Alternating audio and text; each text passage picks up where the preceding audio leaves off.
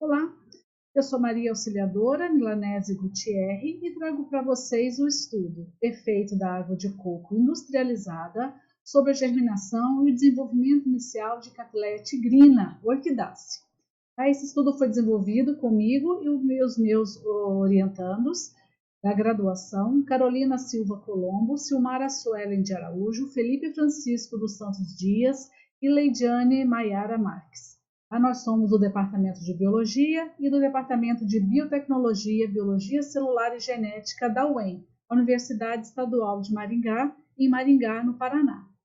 Bem, pessoal, a primeira coisa sobre a família Orquidácea, que ela é cosmopolita, ela é rica em espécies epífitas, temos muitas espécies endêmicas no Brasil e, além do mais, no mundo, por ela ser cosmopolita, né, no mundo nós temos mais de 700 gêneros, mais de 26 mil espécies.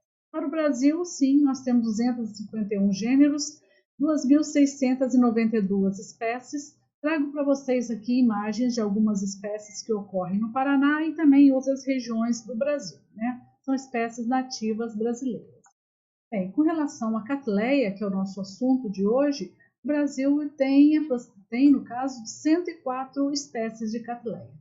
A Cattleya tigrina, então, ela é endêmica e está vulnerável quanto ao estado de conservação, né? É uma planta muito bonita, flores grandes, uma planta grande, uma epífita, e está sempre sob risco de coletas extrativistas, então devemos então trabalhar para que essa planta a gente reconheça como se produza, como podem ser produzidos as mudas dessa espécie, para que assim ela consiga permanecer no ambiente, né? Então a gente sempre diz que a produção de muda in vitro é uma importante ferramenta para a conservação das espécies de orquídeas, tá? Trago para vocês a imagem retirada da flora do Brasil, uma foto do Luiz Felipe Varela, de Cattleya tigrina.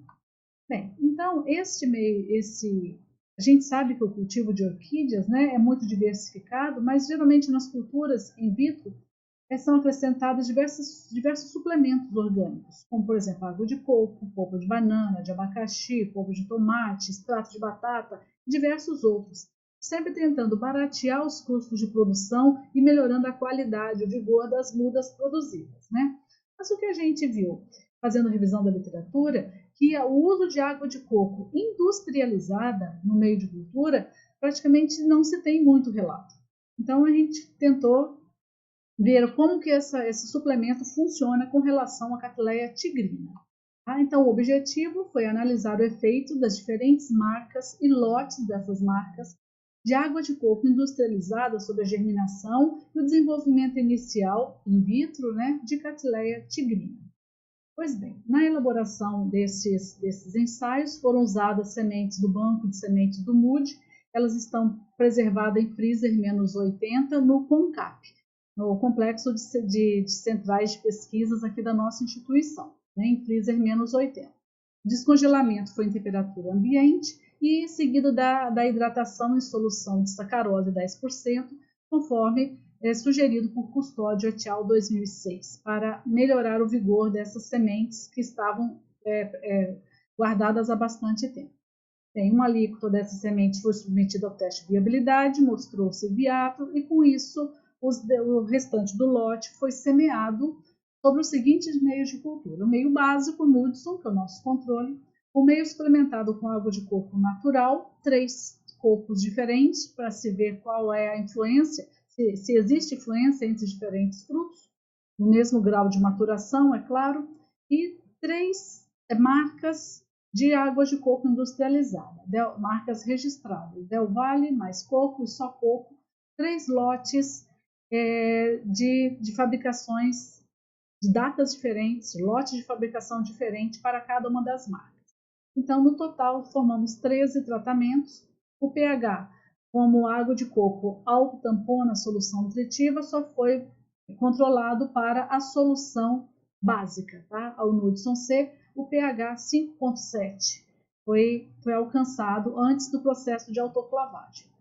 Bem, então, para a semeadura, né, nós fizemos o método com o uso da seringa de 20 ml, acoplada nas suas respectivas seringas e agulhas veterinárias, tá? Desinfecção com hipoclorito de sódio comercial a 15%, As culturas, depois de feitas, foram mantidas em sala do Laboratório de Cultivo de Orquídeas e Bromélias do MUD a 25 mais ou menos graus Celsius, com lâmpadas de LED, tá? Lâmpadas tubulares. As análises foram realizadas após 40 dias de germinação, então vamos analisar a germinação e mortalidade dos protocormos, e aos 100 dias de cultivo para a organogênese das mudinhas e também a mortalidade delas. Estabelecemos o índice de crescimento de acordo com o SPEL de 1948, mas que se mostra um bom método para analisar o quanto essas mudas cresceram, o delineamento experimental do tipo casualizado. Bem, gente, aqui só para a gente ter uma ideia, algumas das culturas aos 40 dias, já mostrando protocormos, como é que elas foram contadas sob microscópio, com lâminas também riscadas com caneta, né?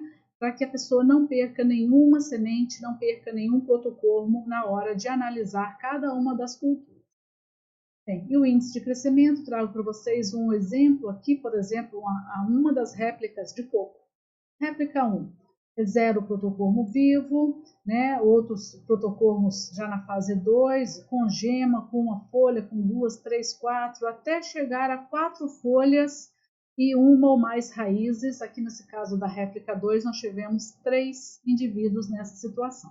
Quantidade de mortos e quantidade de protocormos com embriões somáticos também foram analisados. Isso aqui existe lá em SPOIL 48, uma regra que você joga nessa tabela, você vai obter um número, é chamado de IC, Índice de Crescimento. Tem aqui só para ilustrar, uma semente não germinada, um protocormo morto e um protocormo vivo, de Cattleya tigrina. Vamos aos nossos resultados, né? Então só vamos passar aqui a análise do pH. A gente reparou que aos 40 dias de cultivo, apenas o meio básico sofreu uma pequena acidificação de 5,42 para 4,98, com um pouco um desvio padrão relativamente aqui. O coco número 1 também sofreu uma pequena acidificação e a marca Del Valle, o lote 1, também uma pequena acidificação. As demais culturas ficaram menos ácidas, né, do que quando se iniciou. A partir daí, então, aos 100 dias, aí sim observou uma acidificação relativamente acentuada para todas as culturas, com exceção do lote 3, da marca Mais Coco. Tá? E algumas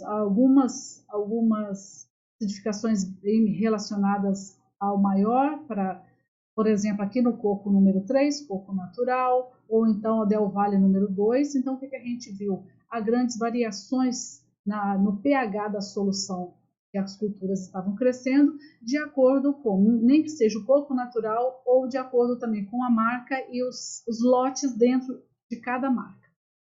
Bem, então aqui todos se mostraram com amplas variações. Vamos agora à germinação. Não foram verificadas nenhuma diferença estatística entre qualquer um dos meios de cultura utilizados com relação à germinação das sementes. Tá? Então, sempre próximas a 100%. Mas quando a gente fala de protocormo morto, a semente germinou, o embrião se transformou num protocormo, e esse protocormo, então, ele pode morrer. Foi o que aconteceu com 1,44%, com, olha, um desvio padrão alto, muito alto, como a gente sempre vê nas culturas in vitro de orquídeas. Tá? Então, o meio básico, ele realmente proporcionou ao fim de 100 dias de cultivo, 41% dos protocormos haviam morrido. Esses números foram relativamente mais baixos nas outras culturas, né? Mas eu destaco para vocês aqui na marca Mais Coco, lote 3, apenas 9,1% dos protocormos morreram, e no Só Coco, lote 1, 6% dos protocormos morreram. Tá? Então, relativamente são mais baixos do que todos os demais. Tá? E aí, nos primeiros 40 dias, nós não vimos nenhuma mortalidade na água de coco natural, né? E baixas, ou aqui essas variações, ou variações entre os lotes, como eu observei nesses dois círculos agora aqui apresentados. Tá? Então, aí, em seguida, vamos ao índice de crescimento. O que a gente mais vê é que o maior índice de crescimento foi alcançado por um dos cocos, não havendo variação ampla entre os cocos utilizados. Então, é muito interessante, então, que cada vez que você fizer uma cultura, que faça um conjunto grande de águas de coco para evitar exatamente isso que aconteceu aqui, com índice de crescimento de quase 50% acima do que os demais. Tá? E aí eu queria levantar para vocês que a água de coco da marca Mais Coco, também nós tivemos índices de crescimento relativamente altos no lote 1 e índices de crescimento relativamente baixos no lote 2. Apenas 175 é a numeração desse índice de crescimento. Tá?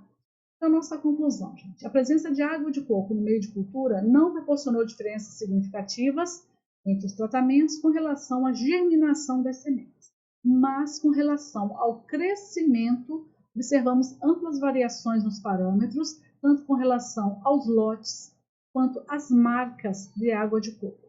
Qualquer uma delas se mostrou razoável para ser usada, mas sempre variando entre lotes muito discrepantes um com relação ao outro, com relação ao crescimento das mudas. Bem, pessoal, isso aqui é uma das poucas referências que nós usamos, sempre lembrando que nós temos por base os estudos de Adit, de Knudson, tá? E aqui está, para quem quiser saber mais sobre o índice de crescimento, esse artigo que não é difícil de encontrar, de Sporrow, em 1948. Se mostrou bem interessante para que o crescimento das mudas tenha sido avaliado. Agradeço a atenção de todos.